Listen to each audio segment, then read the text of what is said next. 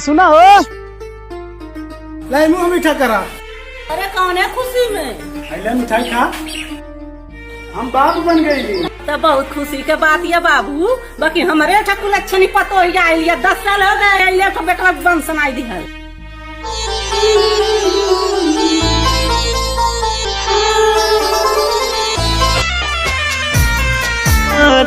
के ताना मरेला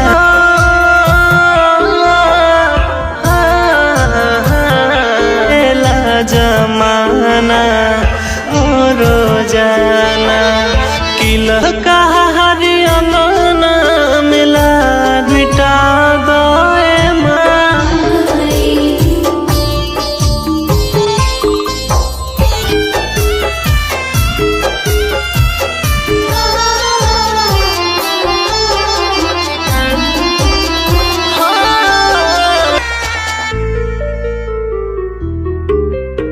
भूखी नवा नमवा बाजिन